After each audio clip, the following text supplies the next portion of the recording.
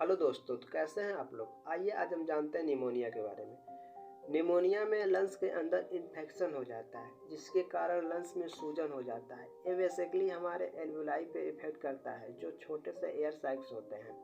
वहाँ पर म्यूकस का जमाव अधिक हो जाता है जिसके कारण हमें सांस लेने में दिक्कत होती है। अब हम जानते हैं कि हमें निमोनिया किसके माध्यम से होता है। तो निमोनिया हमें बैक्टीरिया, वायरस और फोग के माध्यम से होता है। अगर हम बैक्टीरिया की बात करें तो हमें स्ट्रेप्टोकोकस निमोनिया एक बैक्टीरिया होता है जिसको हम नीमोकोकस बैक्टीरिया कहते हैं। जब भी कोई व्यक्ति इस बैक्टीरिया से संक्रमित होता है तो आगे जाकर उसे निमोनिया हो सकता है। बैक्टीरिया आपके बॉडी के अंदर ब्रीथिंग के थ्रू इंटर करते हैं। अब हम बात करते हैं वायरस के। तो ह्यूमन इन्फ्लुएंजा वायरस होता है जिसके माध्यम से हमें निमोनिया होता है। ये भी ब्रीथिंग के माध्यम से हमारे बॉडी में एंटर करते हैं और आगे जाकर फेफड़ों में इन्फेक्शन करते हैं और इसके कारण भी हमें निमोनिया हो सकता है। कोविड-19 वायरस के कारण भी हमें निमोनिया हो सकता है।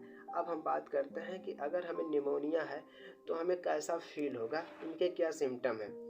तो आपको हेडेक होंगे, ठीक है, लॉस ऑफ एपिटाइटिस हो गया, यानी कि भूख आपको बहुत कम लगेगा, मूड स्विंग होंगे, हार्ट बीट आपका अधिक होगा, अधिक ठंडा लगेगा, अधिक बुखार होगा, आपके मसल जो होंगे बहुत तेज पेन करेंगे, आपको कमजोरी महसूस होगा, चेस्ट आपके पेन करेंगे, कफिंग, नोजिया, वोमिटिंग और सांस लेने में आपको बहुत दिक्कत होगी और आपके जो जॉइंट पेन होंगे वो बहुत ज़्यादा दर्द करेंगे। अब हम टेस्ट के माध्यम से निमोनिया को कैसे पता करें। तो आप चेस्ट एक्सरे करा सकते हैं, CBC test, blood CRP test, sputum culture test, oxygen level को नापकर और हार्ट बीट को भी लेवल को नाप कर चेक कर सकते हैं। अब हम जानते हैं ट्रीटमेंट के बारे में। अगर किसी भी पेशेंट को निमोनिया है तो सबसे पहले उसे आप आराम कराइए, उसे रेस्ट कराइए और उसे गुनगुना पानी पीने को देना चाहिए, ठीक है, और उसे गर्म पानी का भाप लेना चाहिए। अब हम बात करते हैं मेडिसिन की।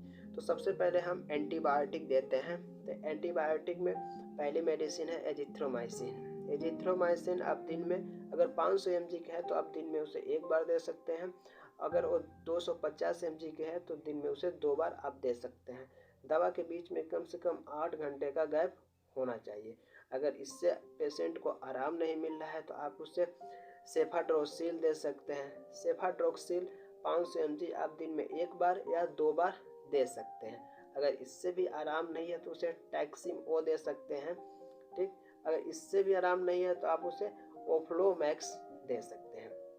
अब हम बात करते हैं अगर पेशेंट को तेज बुखार है तो आप उसे पैरासीटामॉल 650 mg दिन में 3 बार दे सकते हैं, ठीक है। अगर इससे आराम नहीं है तो उसे आइबुप्रोफेन दे सकते हैं दिन में 2 बार।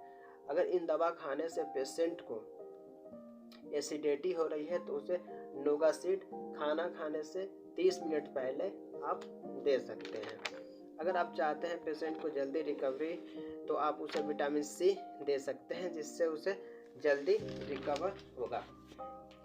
अब हम बात करते हैं जब भी आप एंटीबायोटिक मेडिसिन किसी पेशेंट को देते हैं तो बॉडी में विटामिन कैल्शियम की कमी होती है।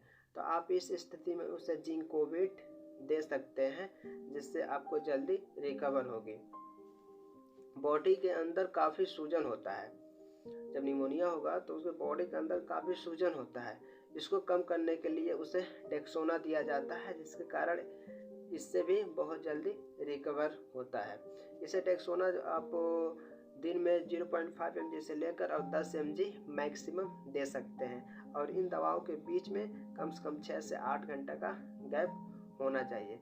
अगर पेशेंट को सांस लेने में दिक्कत हो रही है तो उसे अस्थालीन देना चाहिए जिससे उसे सांस लेने में आसानी होगी। ऐसे ही वीडियो देखने के लिए मेरे चैनल को सब्सक्राइब करें, लाइक करें और शेयर कीजिए।